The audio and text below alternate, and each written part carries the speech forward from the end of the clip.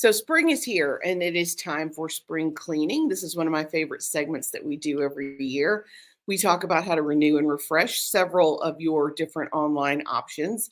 Today, we are going to be talking about LinkedIn profiles. I have recently been teaching a lot of LinkedIn at the conference, and several different clients of ours who have requested LinkedIn information.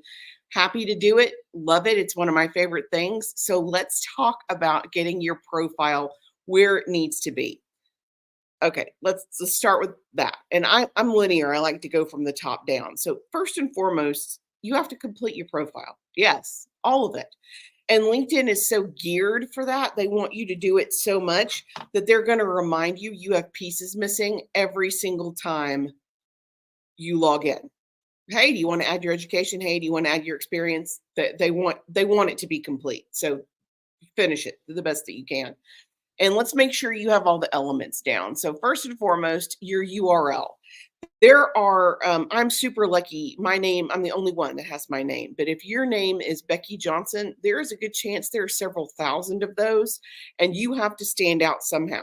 So you need to customize your URL in a way that makes sense for you to stand out, whether it's geographic, industry related, or specific to your title. Like if she was an MD, she might be Becky Johnson MD. If she is in a specific location, Becky Johnson BHAMAL, or industry related, Becky Johnson social media manager or SMM. All totally fine to do with your URL to make it your own. I had one of the best URLs I've ever seen the other day about someone who's in the coffee industry, in her URLs, cue the coffee. Genius. Just thought that was genius. So URLs first. The next thing people are going to see, or their eyes naturally going to go to, is your cover art. Now, so many people put cover art and it's attractive. It may look great. However, if it doesn't let people know what you do at a single glance, it's probably time to update that cover art.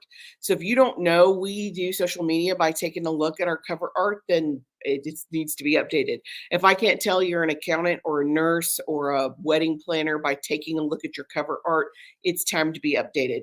There are some excellent templates inside Canva for that. And you can go type in LinkedIn cover. It will pull up literally hundreds of templates. And you can, once you have a template open, you can type in your industry and it will give you suggestions. You're also going to get different suggestions if you go to elements and look under your profession inside elements. So they'll give you several other options as well, just so you know. Okay, the next thing down is your headshot. Your profile headshot. So profiles with photos are 21 times more views, and they're 36 times more likely to get messages. If you don't have a headshot, I mean, there's spammers and scammers on every single platform that just can't wait to engage with you. And validating that you're a real person helps solidify you across the board. So you want to make sure you have a current headshot that looks like what you look like now. People should be able to recognize you at a meeting you go to tomorrow from what your LinkedIn picture looks like today. If you're using your dog, your cat, your husband, your child, it is time to update it so that it is your face and it is from this century. Make sure that it looks like you look now. It defeats the purpose if you're using an older picture anyway. So under that, then you have the opportunity to put your job title. Well, you don't have to put your job title. CEO, business owner, founder, nobody cares. Tell me what you can do for me. It's all about what's in it for me. So I would suggest, instead of a job title, go with a great headline. That field, that area now allows up to 220 characters. It's up from the previous 158, so you have more room to talk to people. Our headline is something like, most businesses struggle with social media, and we're here to help. Very simple. It tells you what we do immediately. One of the best ones of those I've ever seen was for an administrative professional for executives. And it said something to the effect of, I'm looking to be your gal Friday for the perfect executive whose life I can make easier. Outstanding. It had all the keywords in it. It let you know exactly what she was looking for. It let you know who she was looking for. So that what's in it for me statement. And they take some time to craft. It's not something you're just going to come up with. Most people can't come up with it in minutes. It's like a really good elevator pitch.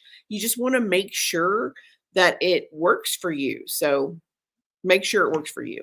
Now, if you're a PhD, I'm not telling you to omit your credentials. Don't do that. But I am saying that if you are certified in a very specific industry, other people may not understand those certifications, and you have to think about who's looking at your profile and speak to them.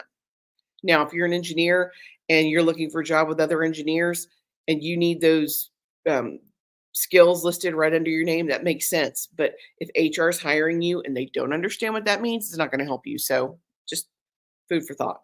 The next area down is your contact information. And you would be shocked at how many people have zero contact information. You need to at least have your URL, which will default to LinkedIn, will default it to that. Then you also want to have your work email and your work phone number. Now, you can have a generic location if you work from home. Don't put your home address. That's not safe at all. Your work address is great. Your work website is also great. If you don't want to list that, that's totally okay. But work email, work phone number, you want to make yourself accessible. And especially if you're job hunting, you may not want to talk on the phone, but the person who's recruiting you might. So make sure you make it accessible to your end user. Again, it's always about what's in it for me. It's never about you. It's always about the person you're talking to. Just so you know. Okay, the next section down is going to be your summary, your about.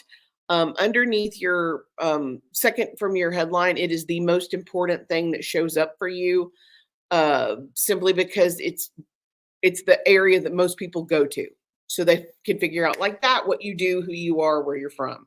The first two lines are going to show when people do a Google search or they search you on LinkedIn. So normally the formula we use, you are going to repeat your what's in it for me statement. You're going to go down and break into a new paragraph and you're going to tell people what you do or what your company does. And then the next paragraph, you're going to tell them why you're good at that, what your qualifications are. And you can swap those back and forth. You can focus on you for the second paragraph. I have just this many years of experience in this field. I increased revenue by this much. Were you talking about what you bring to the table? And you can bullet point out your skills or your certifications. And then under that, you could say, I work for a company that is this, this, and this, or I'm active in an industry that does this, and this. But break it into pieces because most people don't read big chunks of information. And be as concise as you can because, again, most people don't want to read they don't want to read a novella. They just want to get an idea. So make sure you're writing it in a way people can consume it. The next thing down is featured section. This is returned recently. They've gotten rid of the Creator Studio. You used to have Creator Studio to have featured, but as of February 2024, you can now just have featured without having because they're getting rid of Creator Studio. So featured gives you the opportunity to list or have available different pieces of media. You can actually have your whole resume listed.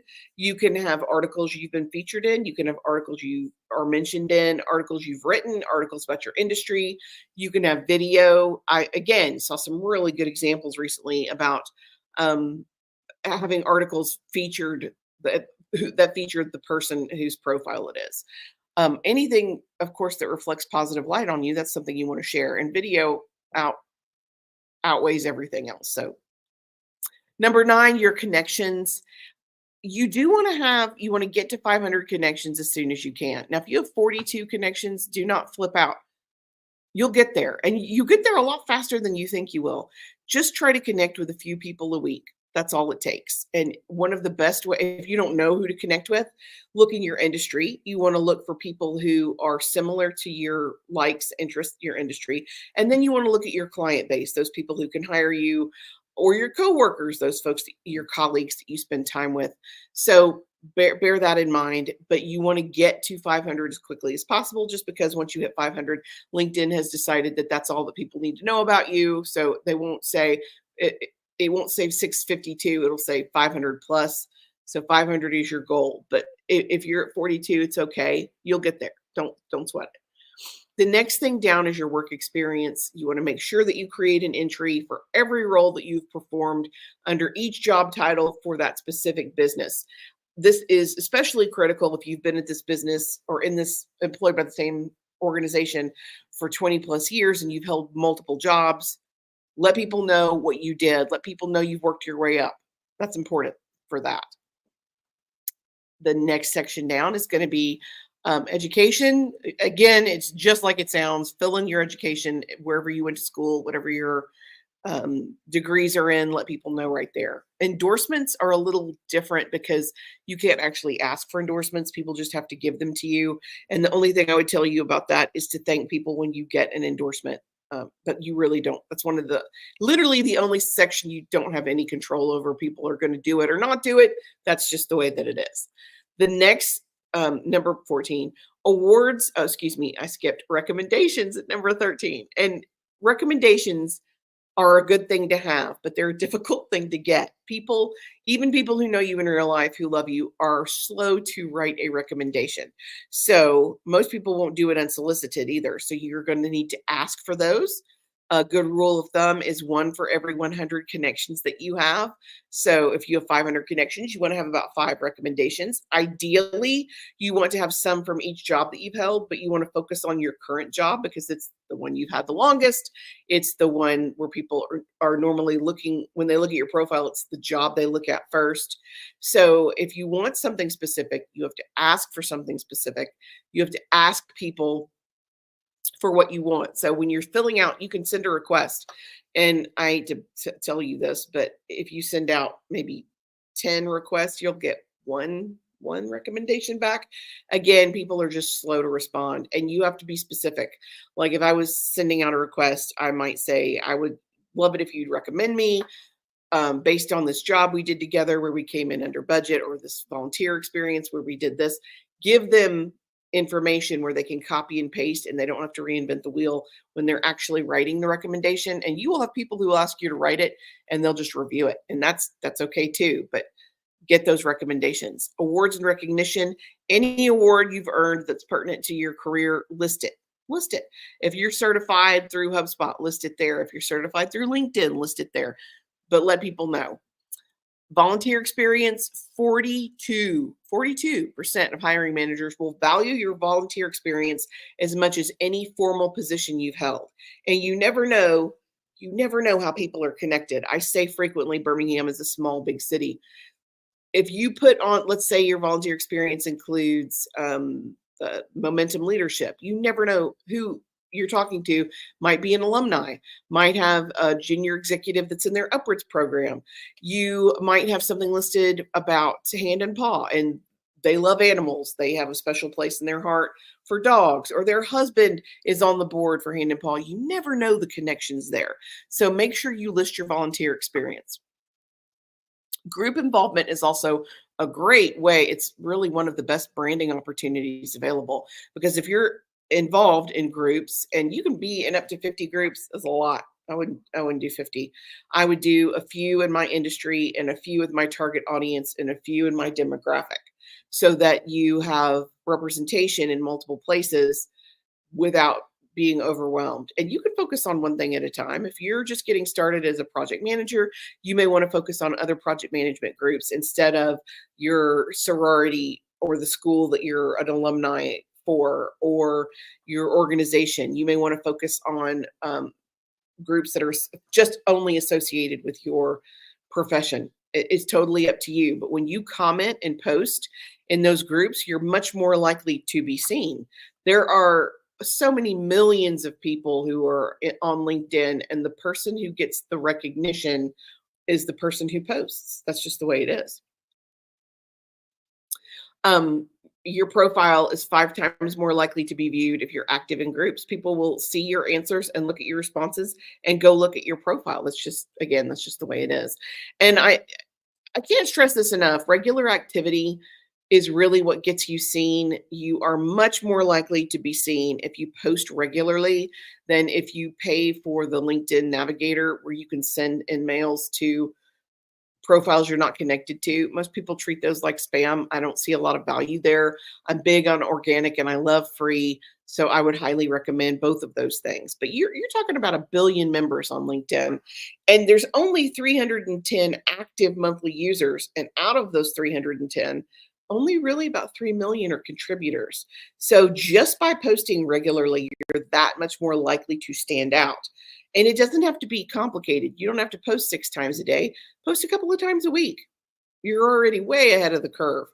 And we have some really great resources for where to find content. But next week, we are going to be talking about content and spring cleaning content.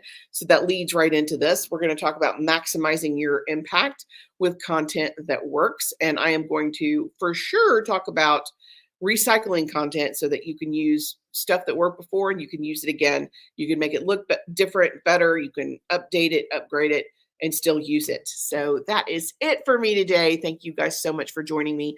If you have any questions, feel free to leave a comment. Feel free to send us a DM. And until next week, I am Karen Terradas with Social You, and I'm here to help. Thanks.